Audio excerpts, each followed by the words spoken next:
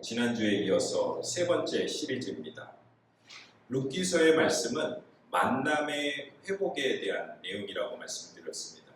1장부터 4장, 4장까지 여러분들이 한 번에 읽으시려면 한 10분 정도면 다 읽을 수 있는 말씀입니다. 그럼에도 불구하고 이 말씀은 정말 깊이 있는 하나님의 신앙의 정수를 담고 있어요. 특별히 회복, 치유, 이 힐링이라고 이야기하죠. 그리고 좀 어려운 말로는 신유라고도 이야기합니다.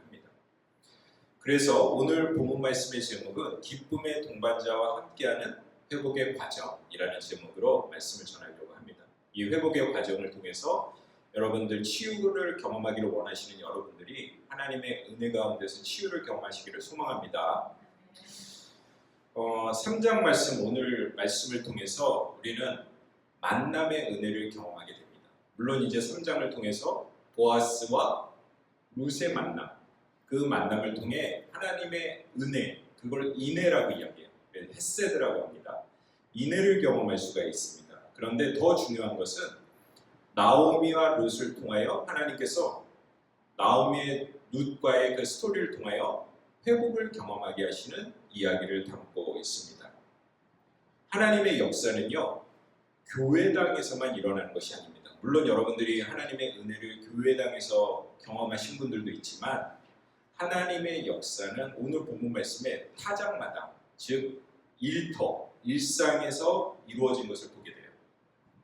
여러분 한번 통계를 한번 보십시오. 복음서를 읽어보시면 예수님의 사역이 132번 이렇게 일어나요. 한번 읽어보십시오. 132번 예수님의 사역이 이루어지는데 그 중에서 일상 일터에서 일어나는 예수님의 사역이 몇 번이 일어날까요? 아이고 목사님 그걸 어떻게 알아요? 그걸 그래서 제가 여러분들에게 알려드리려고 이렇게 조사를 해갖고 왔습니다. 총 122번이에요. 132번 중에 122번. 그걸 퍼센테이지로 따져보니까 하나님께서는, 예수님께서는 일상과 일터에서 92.4% 사역하셨다. 그리고 복음을 전하셨다는 것을 알게 됩니다. 그리고 예수님께서 하나님 나라의 복음을 무엇으로 말씀하셨나요? 패러블, 비유로 말씀하셨습니다. 그 비유가 복음서의 말씀에 보면 52번이 나옵니다. 그런데 그 일상과 관련된, 일터와 관련된 비유가 무려 45편이 나와요. 그래서 퍼센테이지를 따지면 86.5%가 일상과 일터의 언어로 사용이 된다는 것이에요. 근데 이것은요, 단순한 숫자와 통계를 나타내는 것이 아닙니다. 이것은요, 예수님께서 어떤 분이신가를 우리에게 드러내신 거예요. 예수님은 어느 곳에든지 있으신 분이시고, 그리고 우리의 일상 가운데 계시고, 일상의 증언자로서 일상에서 은혜를 경험하기를 원하시는 분이십니다. 그런데 우리가 거룩함을 경험할 때 특별한 장소, 특별한 시간과 연관할 때가 많습니다. 예를 들면 성전, 회당, 그리고 주일 예배당. 그러나 우리가 복음서를 열어보면 예수님의 발걸음은 그 우리의 예상을 빗나갈 때가 많이 있어요. 그분은 회당보다는 갈릴리 호숫가에서, 그리고 성전보다는 세관 앞자리에서, 그리고 절기의 예배당보다는 우물가와 밭, 그리고 바닷가, 갈릴리 바닷가에서 어부들의 배 위에서 여러 가지 기적들을 행하시고 말씀을 선포하셨습니다. 그런데 이것은 우연이 아니죠. 예수 그리스도는 하나님의 아들이십니다. 믿으십니까? 그런데 그분이 이 땅 가운데 오셨다라고 하는 것은 우리의 일상 가운데 선교하시고 우리의 일상 가운데 증거가 되시기 위해서 오셨다. 이거를 이제 우리가 성육신 사역이다 이렇게 이야기를 합니다. 갈릴리 호숫가에서 시몬 베드로와 안드레가 밤새 허탕을 치고 그물을 싣고 있었습니다. 그들의 손에는 물고기 비린내가 났고 그리고 지친 노동의 흔적이 남아 있었습니다. 바로 그 노동의 현장에 누가 나타나셨다는 거예요? 예수 그리스도께서 나타나셨습니다. 그리고 그들을 초대하시죠. 어디에 초대하십니까?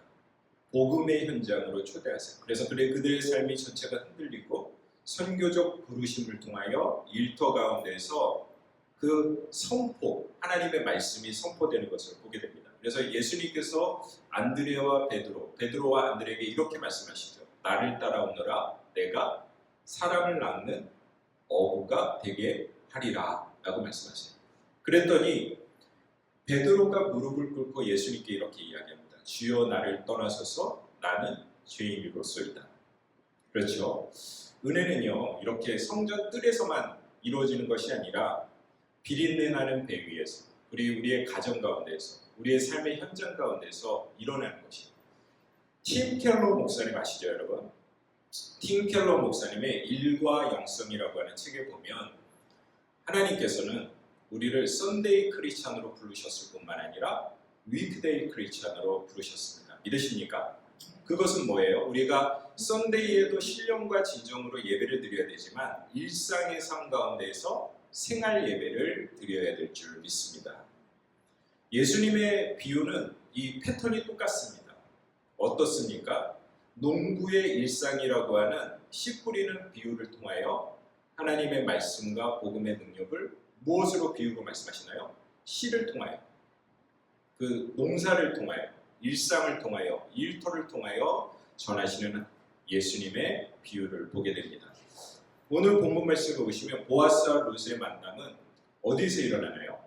일상, 일터, 거기를 이제 타작마당이라고 이야기해요. 타작마당에서 만났다. 그런데 나오미의 치유도 그 장소, 그 일상에서 일어나는 것을 보게 됩니다.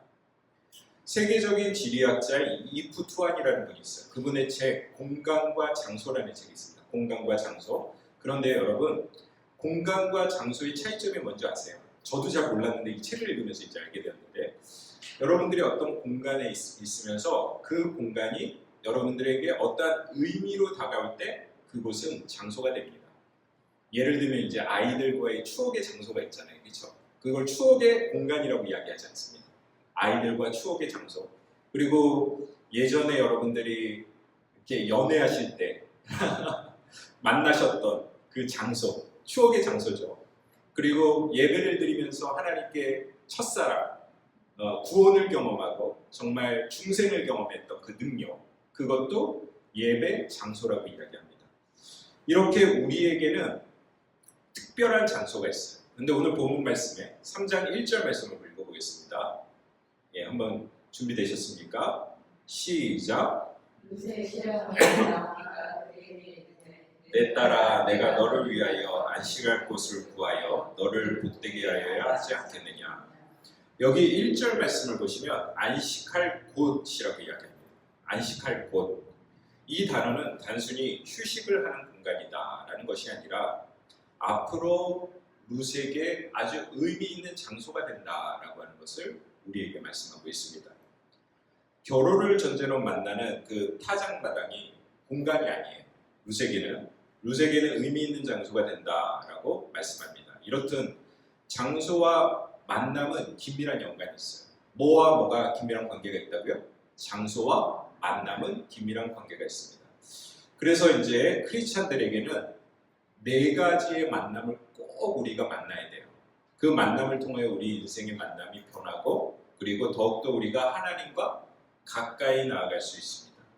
그래서 우리가 성경을 창세기부터 요한계시록까지 읽어보면 그 장으로 따지면 1189장입니다. 1189장을 읽어보면 여러 가지 만남을 통하여 역사하시는 하나님의 능력을 우리가 성경을 통하여 배우게 됩니다. 많은 인물들이 하나님을 만나고 그리고 사람을 만남으로 그들의 인생이 변했어요.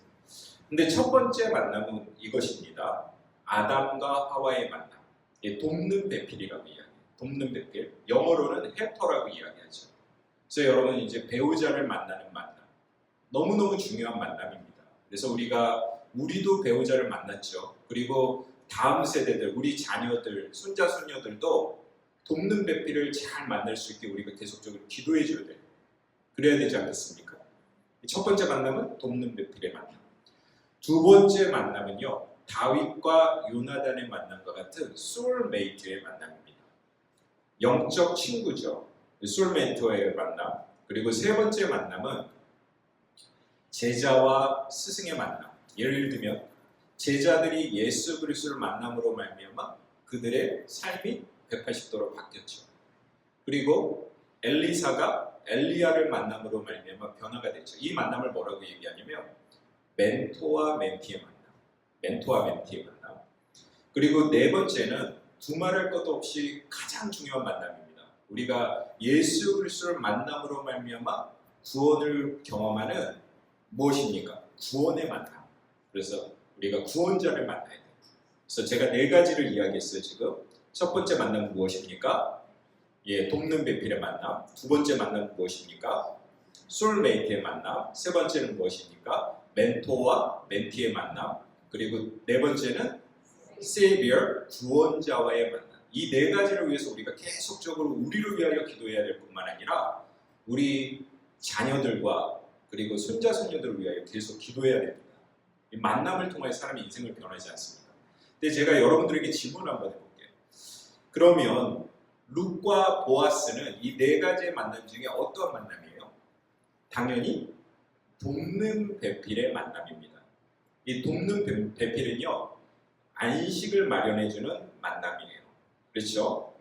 그래서 이 돕는 배필은요, 누가 지배하는 구조가 아닙니다. 말 그대로 하나님께서 부족한 부분들을 서로 메워줘라. 보아스야 룻의 부족한 부분을 메워줘라. 그리고 룻도 마찬가지죠. 룻이 보아스의 부족한 부분을 메워주는 돕는 배필의 만남이에요. 아주 훌륭한 만남이죠. 그럼 두 번째 만남 우리 한번 보겠습니다. 두 번째 만남은 나오미와 누구의 만남이에요? 룻의 만남이에요. 나오미와 룻은 어떤 만남인 것 같습니까? 대부분 이렇게 질문하면 시어머니와 며느리의 만남 아닙니까? 이렇게 이야기해요. 근데 이제 우리가 시어머니 며느리, 그래서 이제 시집이 싫어가지고 심지어는 시자 들어가는 거 다 싫어한다고 했죠. 그래서 시금치도 안 먹는다. 이런 얘기 들어보셨죠, 여러분? 웃으시는 분들은 그렇게 생각을 하셨나 봐요. 그런데요, 우리가 이 말씀을 읽으면서는 그냥 우리가 전통적인 한국의 시어머니와 며느리의 관계로 읽으면 안 됩니다. 이 두 사람의 관계는 마치 다윗과 요나단과 같이 소울메이트의 관계예요. 무슨 관계라고요? 소울메이트의 관계. 이 소울메이트의 특징은 정체성과 미래마저도 내어주는 헌신입니다. 무슨 헌신이라고요? 정체성과 미래를 내어주는 헌신이다. 와, 제가 이야기했어도 너무 좋은 표현이에요. 그렇죠? 그런데 사람은요, 배우자에게 털어놓지 못하는 많은 것들이 있어요. 그러니까 소울메이트는 주로 이제 동성끼리의 관계입니다. 여러분들 소울메이트 있으세요? 지금 딱 떠오르는 사람 있어요? 지금 저희 와이프가 이제 한국에 가서 제가 이런 이야기 할 수 있는데 저도 저희 와이프에게 털어놓지 못하는 말이 있어요, 여러분. 그렇지 않겠습니까? 그러면 이제 제가 한국에 정말 저랑 가까운 목사님이 있어요. 친구 목사님. 그분에게 털어놓고 그분하고 같이 기도하고 눈물 흘리고 그리고 하나님께 매달리고 그리고 회복을 경험할 때가 있습니다. 이렇게 우리는 그 소울메이트를 통하여 이걸 영적 동역자라고 하는데 이 영적 동역자를 통해서 우리의 가면을 벗어요. 가면을 벗어야 돼요. 벗을 때는 벗어야 됩니다. 그래야 더 하나님과 가까이 나갈 수 있잖아요. 그렇죠? 근데 전도서의 말씀에 보면 두 사람이 한 사람보다 나음은 새 겹줄을 쉽게 끊어지지 아니하니라 이렇게 말씀하고 있어요. 그러니까 한 사람보다는 누가 낫다라는 겁니까? 두 사람이 낫다. 그리고 여러분 이렇게 새끼 꽈보셨어요? 저는 안 꽈봤거든요. 그런데요, 새끼를 이렇게 꼬면 한 줄로 꼬는 것보다 세 가닥으로 꽈야 이게 끊기지가 않아요. 그렇지 않습니까? 그래서 세 겹줄로 쉽게 끊어지지 아니하니라 이렇게 말씀하십니다. 그래서 우리가 크리스찬은 반드시 이렇게 영적인 벗이 있어야 돼요. 근데 오늘 본문 말씀에 나오미와 룻과 나오미는 영적인 벗이었어요. 시어머니와 며느리의 관계라고 볼 수가 없고 소울메이트의 관계였습니다. 그래서 우리가 신앙생활을 광야라고 이야기하잖아요. 근데 이 광야가 얼마나 혹독합니까?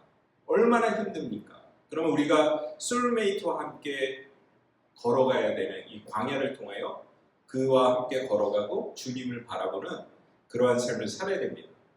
오늘 룻기서 3장 1절 말씀 되게 중요한 말씀이기 때문에 한번 다시 한번 더 읽겠습니다. 준비되셨습니까?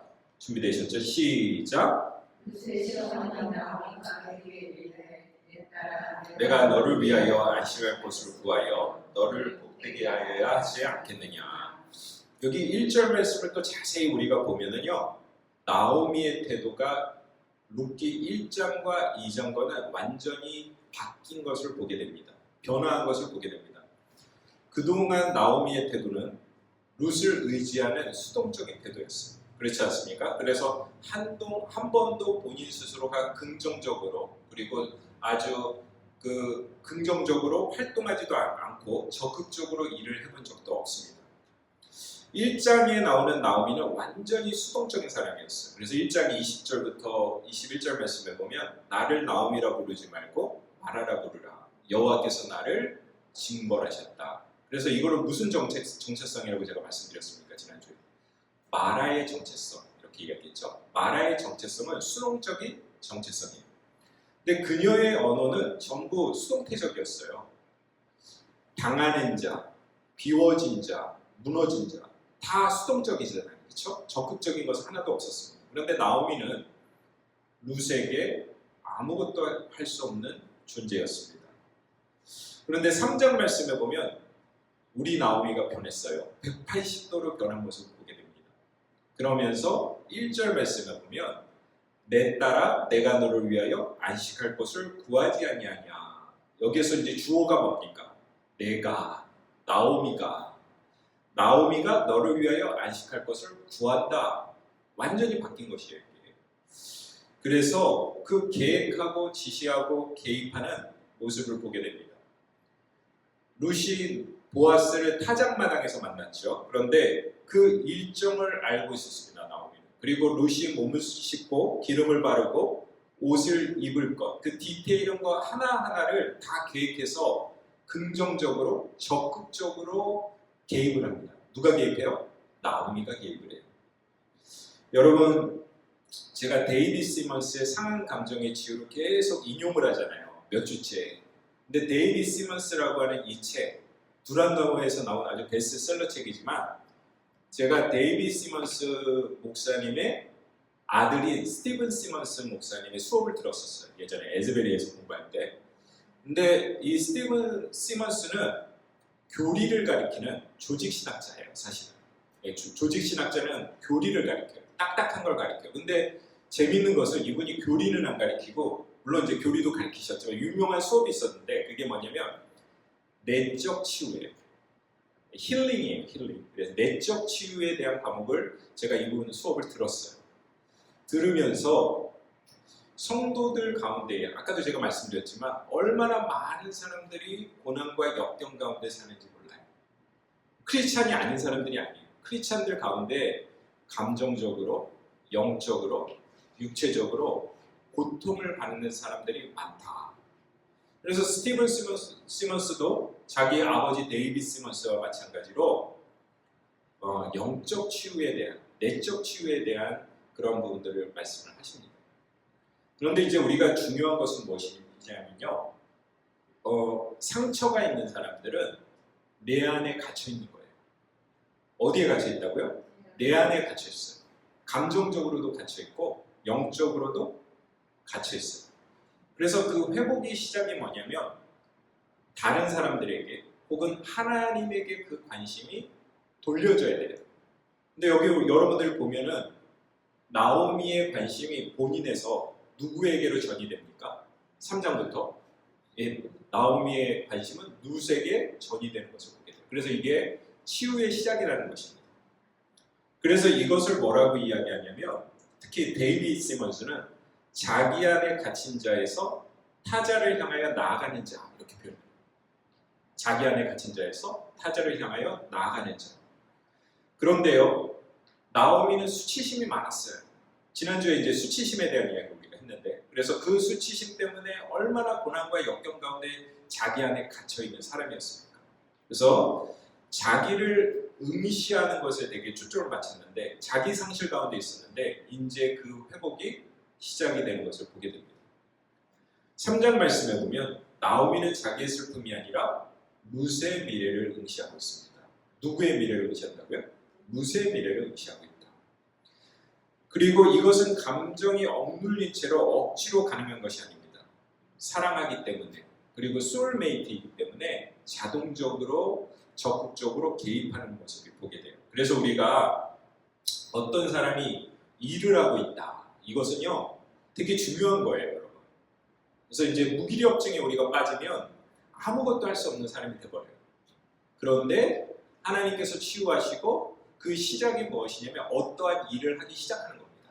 그렇죠? 그래서 치유된 사람만이 타인을 위하여 진짜로 일할 수 있다, 이겁니다. 3장 1절 말씀을 보면 구하지 아니하냐 이렇게 말씀해요. 구하지 아니하냐.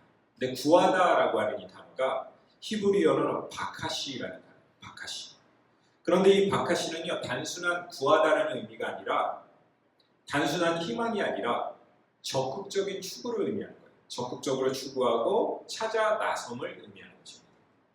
1장에 나오미가 미래에 대해서 완전히 체념을 하죠. 이렇게 이야기합니다. 어찌 너희를 위하여 남편을 다시 낳으랴. 그래서 두 며느리를 돌려보내려고 했잖아요. 그렇죠?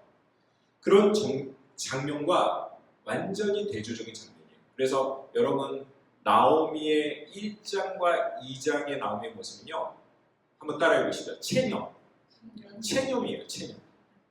그런데 3장부터는 그 태도가, 한번 따라해 보십시오. 추구.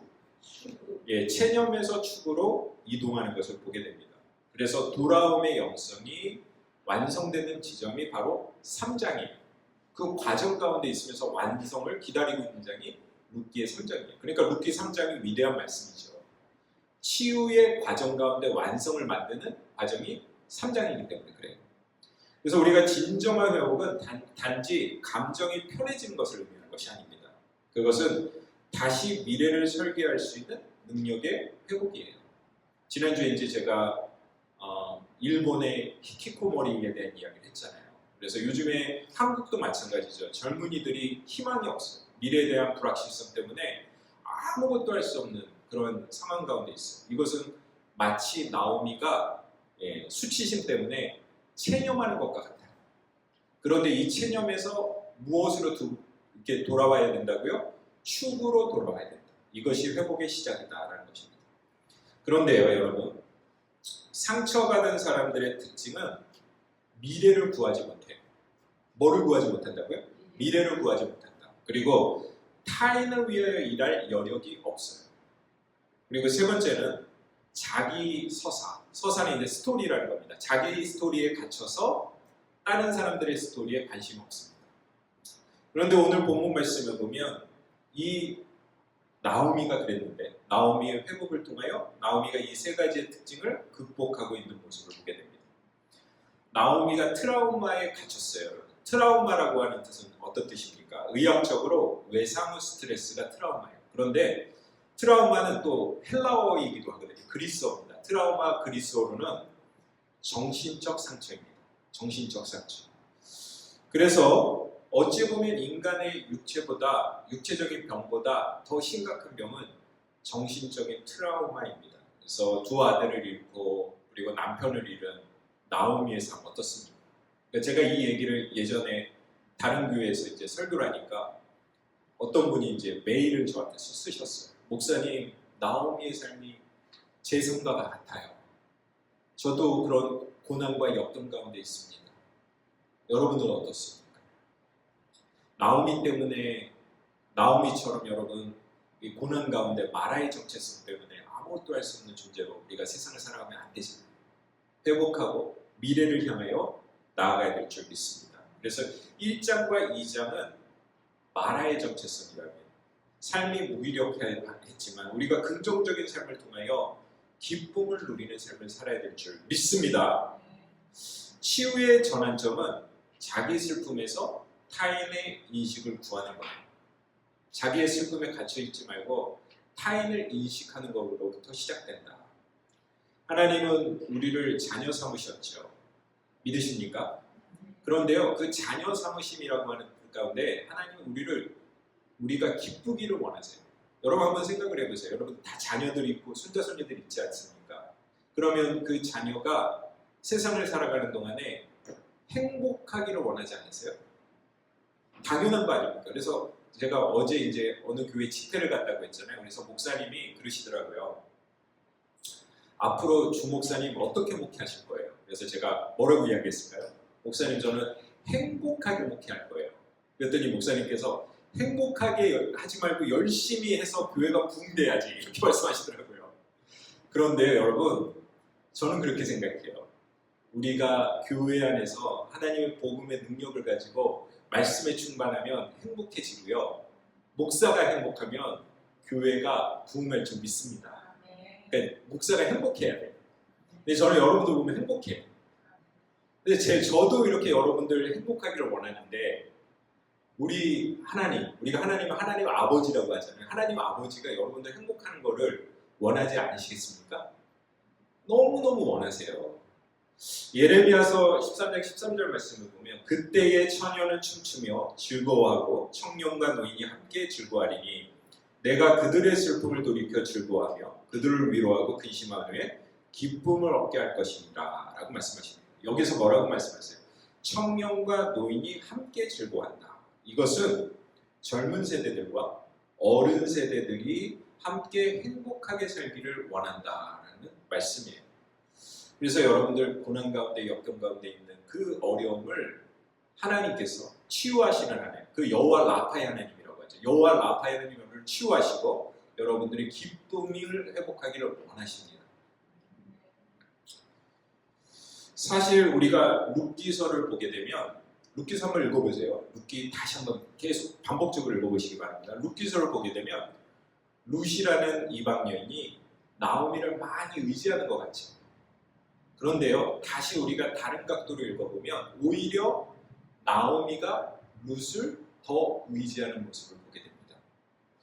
룻이라고 하는 뜻은 성경에 의미가 있잖아요. 룻이라고 하는 뜻은 동반자, 친구라는 의미예요.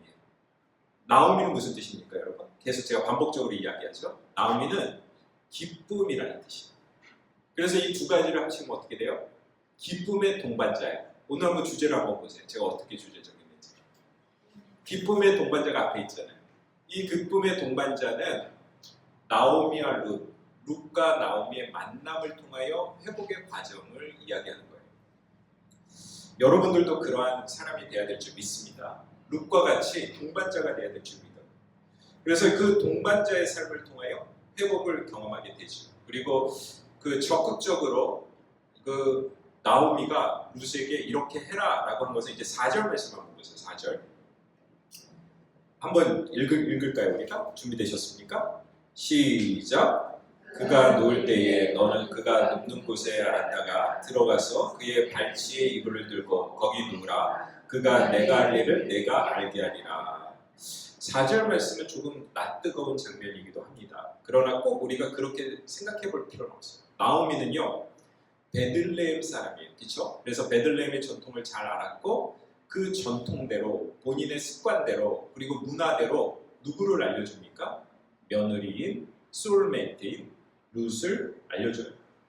보아스는 나오미의 친족이라고 합니다.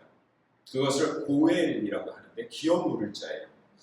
사실 오늘 본문 말씀은 우리가 역경 가운데 있을 때 위로를 주는 그 하나님의 은혜, 그 은혜가 이 연애 스토리에도 담겨져 있죠. 보아스와 룻의 연애 스토리에도 담겨 있지만 그리고 룻과 그 나오미의 관계, 기쁨의 동반자를 통해 하나님 또 회복을 하세요. 그러니까 관계가 너무너무 중요한 것이죠.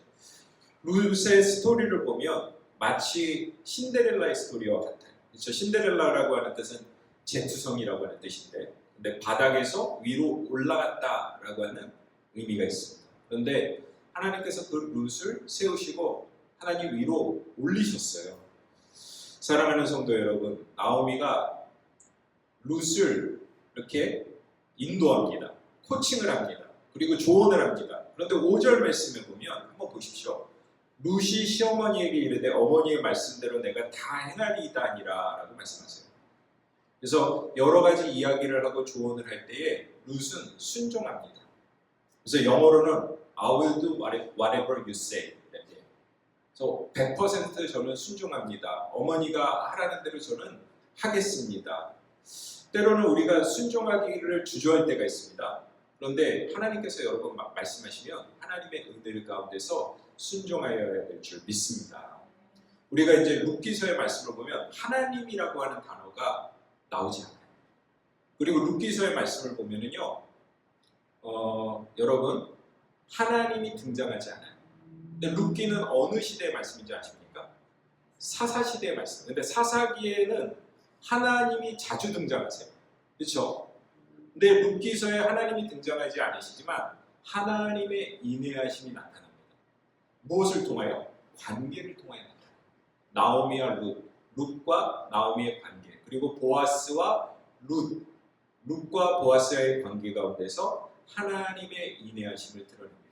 인내하심이라고 하는 단어는 헤세드라는 단어예요.